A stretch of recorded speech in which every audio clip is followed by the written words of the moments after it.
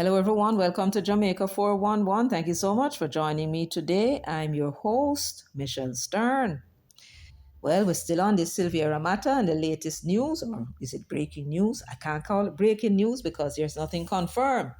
But the Observer and the Gleaner, and I guess others are reporting that Justice Sykes, Chief Justice Sykes, is expected to make a ruling as to whether or not Silvera, they will proceed on the lesser plea that Silvera would have made. So them said.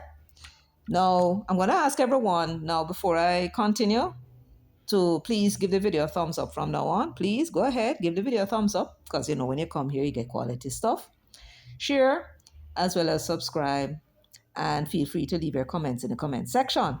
And I want to thank you all in advance. All right, so official ruling in Silvera case expected Thursday. This is the Observer. And I prefer the Observer report because it seemed to be giving us more information than the Gleaner. It says the public should hear on Thursday which direction the Jolyan Silvera case will go after his bombshell plea on Monday to manslaughter in relation to the November 10, 2023 shooting death of his wife, Melissa. Silvera, former People's National Party Member of Parliament, was to begin his trial for murder and using a firearm to commit a felony on Monday in the Gun Court Division of the Supreme Court in Kingston. However, when he was asked to indicate whether he was guilty or not guilty of murder, Silvera said not guilty and in a shocking twist pleaded guilty to manslaughter instead.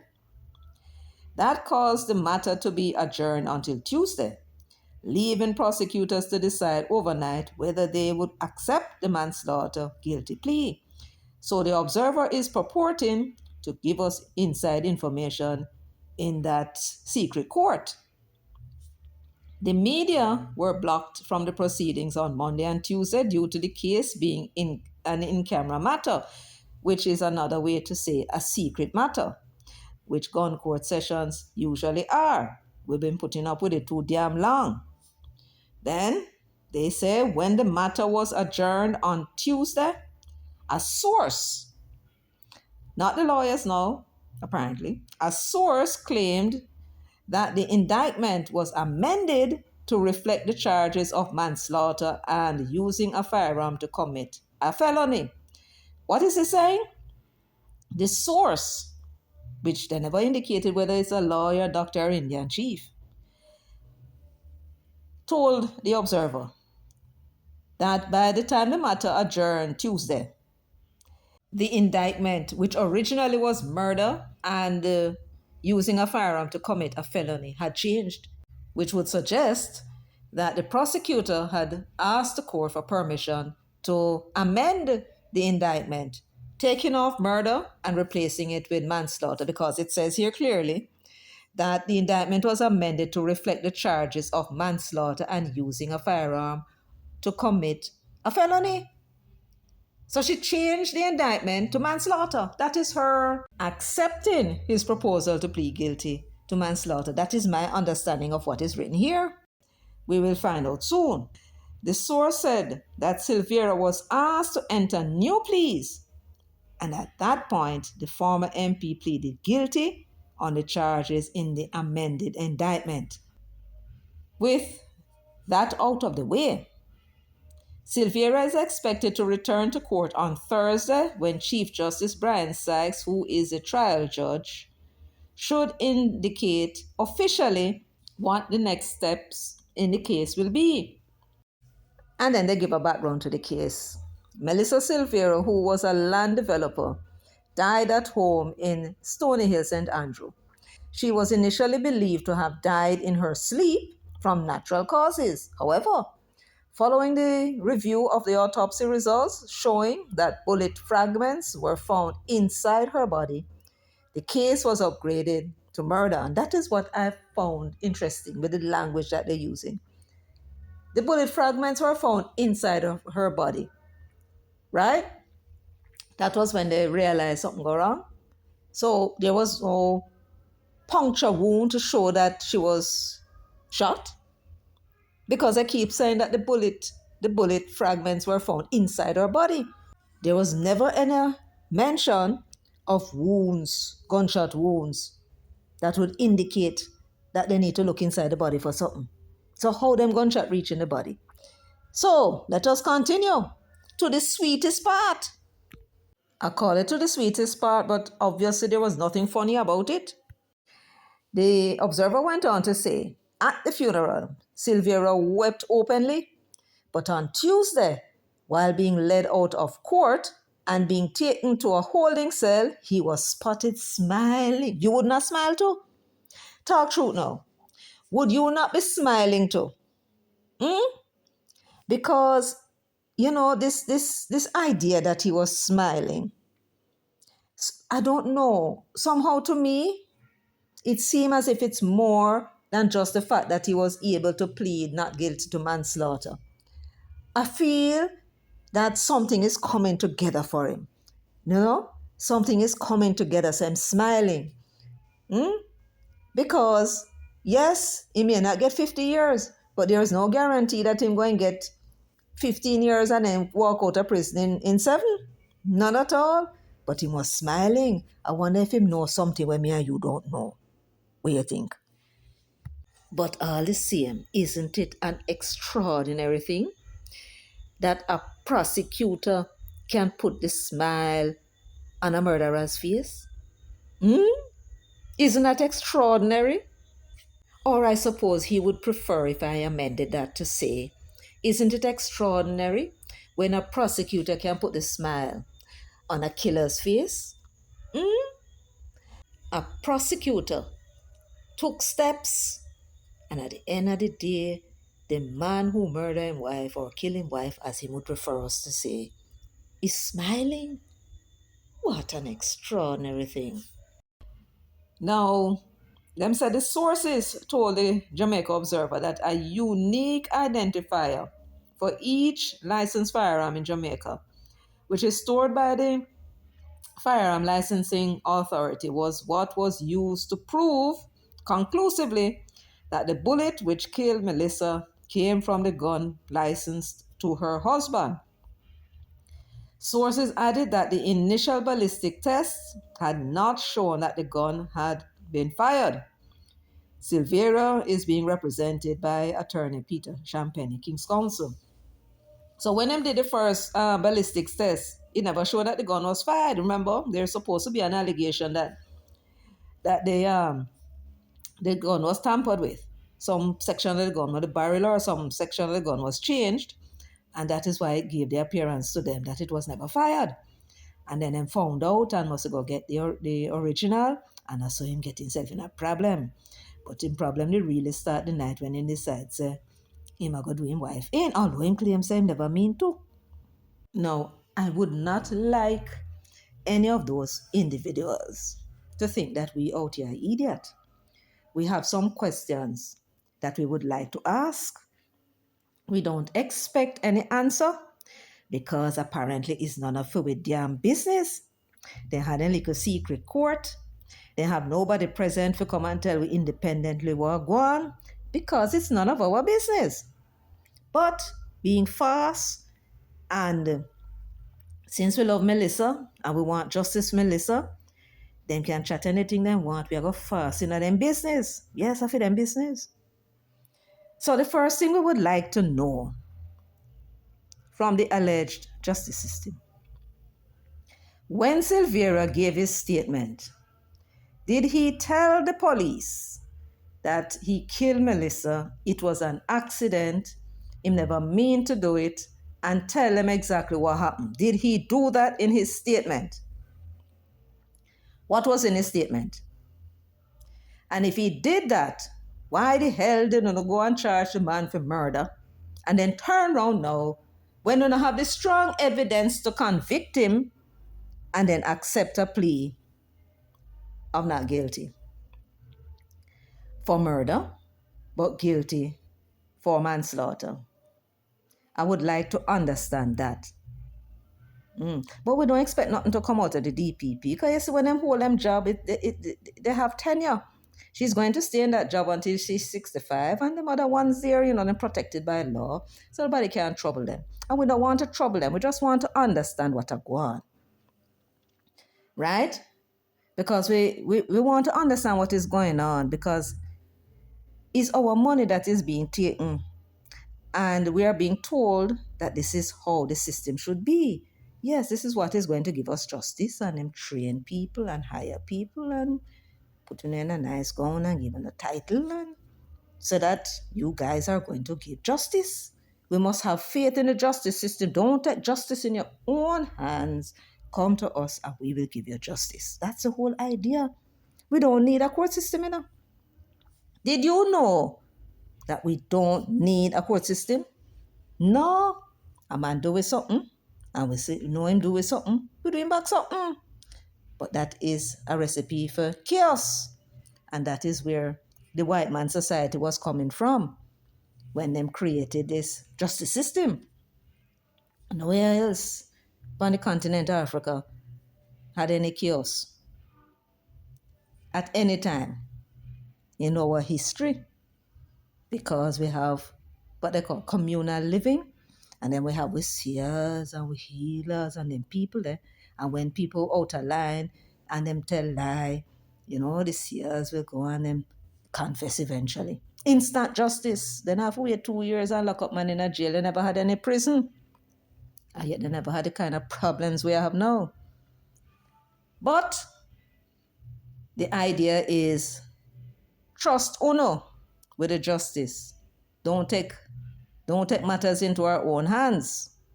And so we say, all right, we're going to cooperate with you. We are going to cooperate with you. Nobody feels a policeman can frighten 2.8 million people and 8,000 soldiers. You need the cooperation of the people in the society to have an orderly society so we all can live happy. But we want to ensure that when anything happens to any one of our members, the family get justice, at least according to what the law say.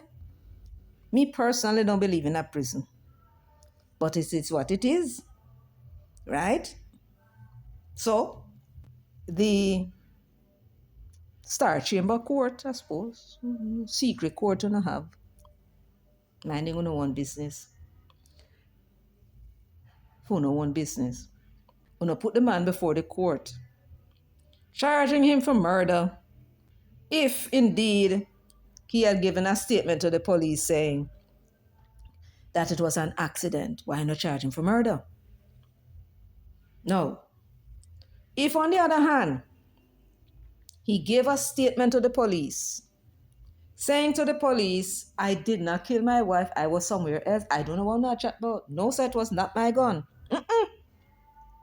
And tell him in movements of the day how he come home and who find the wife dead, or in any event, who found the wife's body. Was it him? What time him come home? What did he do when him arrived? When him found the body, what did he do? Did he touch anything? Did he move the body? Them have to ask him all those things, and him have to give them a chronological order of how things were as he remembered them. Because remember, some memories are funny thing, to remember some things now, forget some things, and then later on to remember them. You understand? Yes. Having that report from him in a statement, which will now inform the police when them find out the evidence, but hold on, this man is a man gone, and other witnesses come and say something. So have enough now to charge him for murder. Him say not do it. Right? So you charge him for murder because the evidence would show that he killed the wife. As to the intent, well, I don't know what Una had to show the intent, but I don't know if Una needed to show any intent. Una show us him kill the wife, make him go along on the stand, go tell the judge and jury, if there was one, what happened? And then them decide whether or not him guilty of murder, yes or no. Now, based upon the statement that he told the police, if he told the police he did not do it and gave his story as to why he didn't do it. 2 years later, him look at the ballistics evidence and say, Ratty, this don't look good. And decide, when he come to the hearing, he is prepared to plead guilty, but not to murder, to the lesser charge of manslaughter. I would like to ask this question. At what point did he tell you what happened? When he said he wanted to plead to manslaughter, did he tell the court what happened? Is there a statement that is telling us or telling you, since it's your business, not ours, what happened? Did he change his statement? Did he say, this is what happened on that day? What I said before was not true. This now is the truth. Right? And him start to tell you now what happened. Him and the wife did have an argument, or something did happen, or this did happen, or that happened, and how it happened, and so on and so forth, in the statement. Because it was a statement and evidence why indicted him in the first place. So has he produced a different statement? Apart from him just saying, I am willing to plead guilty to manslaughter for provocation, did he present you with a new statement outlining the provocation that would now enable you, Madam Prosecutor, to go into the court and amend, or ask the judge to amend the indictment to manslaughter? That's what we want to know. Did he present a new statement that can introduce into evidence? And then now that you know the truth, they say, oh, well, if that happened and you look at the evidence, you can't just take him man word for it. The man that try to get, first of all, when he killed the wife, remember saying that try to cover it up? That's the man trying to get away. And now him look like he going to face 40 to 50 years in prison. That's a man again trying to get away. So if him say that, it was provocation, you're not going to take him word for it.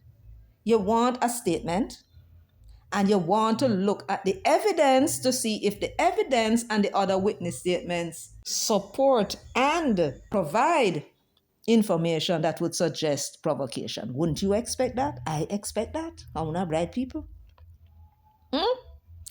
But only in the secret court, and I guess we will never know, because of no business, not ours. So, me want to know, if you do not have a statement, written statement, or if he was not questioned in the court and he gave a statement which is now under court record as to what happened that day to inform the decision that you made, then you need to come and tell me how the hell you make it. Because people out there say all kind of thing, and I wonder, them happy how you get the conviction against Maitland, but then Maitland a kaba. Maitland is not tapa, right? And this man is a tapa. And everybody know that in this country from the days of slavery, tapa is not treated the same way like kaba. Under the law. No. Them no have special privileges. Them can do any damn thing they want to anybody they want, even to them own. If it is a man, if it is a woman and she go murder her husband, tapa, though she might be, her backside going go a prison for long years. But once it is a tapa man, different story. So we rather hope that you will condescend to tell us exactly what happened. I don't know if the family had an attorney in the court. They should, so that we can hear from an independent person what is going on. And as I said to Miss Claudette, it's not our business, it's your business. And we are assuming that the observer taught the truth, because it looked like a whole heap of things are fly about the place. And people are being taken for a ride. So, Miss Claudette, our request is very simple. I don't think we're asking for much. We want to know how and what informed your decision to go the way of manslaughter and allowing him to plead manslaughter without you raising any objection. Is it that your case was weak? Don't sound so to me. Matter of fact, it induced the man to come and say he want plead guilty to manslaughter. I think the 50 years and 40 years never looked very enticing. Man would be dead by that time if he come out of prison. And then your case is strong. And is it that you are concerned that, this is an opportunity to get another stripe under your belt so soon? A conviction, you get a conviction. Now, if you go through the long winded thing of a trial, man plead guilty to manslaughter, that's a conviction. Yes. And was that it? Or is it that he had given a witness statement, changing the previous one, and said what happened that day? And that is what informed your decision. We have not heard from the Gleaner, the Observer, or NNN that there was any statement that he was asked anything in the courthouse to explain what happened the day. What happened the day? Why him say is provocation, so one can understand better. They never said that there was a change of Silvera's statement either. So if none of those things occurred, then we must wonder. We must wonder, mustn't we? What the deuce is going on? What would have made you decide to take the plea of manslaughter to a man who viciously murdered his wife? Shot her in her vagina. I hear them come out at all about say she wasn't shot in her vagina. But we are well on where we hear we get it from second-hand source, who get it from good source. Even the darn report, the bullets were found in her body. Never said there was any wound anywhere upon her body. So, we got it that she was shot in the vagina. We can understand if the police don't want that to go out. We can understand that. But we out here, we deal with truth. And a time for a play around. Play around, play around. So, Madam Prosecutor and Chief Justice Sykes, over to you. The alleged justice system hangs in the balance. And we're not putting a pressure upon you. You have to make your ruling based upon what you think is justice. And of course, the justice that you're concerned about is not the justice for the dead or the family that survived. The justice is about the man in front of you. Isn't that what this thing is about? The survivor. Folks, that's it for me today. We will wait the Chief Justice's decision tomorrow. And I will have more to say, I am sure. When the Chief Justice gives his ruling, he will also give his reasons, unless him cop out and make the ruling and tell us that at a later date he will come with a reason. Right? And then they will share them private business with us. And all we're supposed to do is to take it. Well, what can I tell you? Thank you for joining me today. Until next time, take very good care of yourselves and walk good.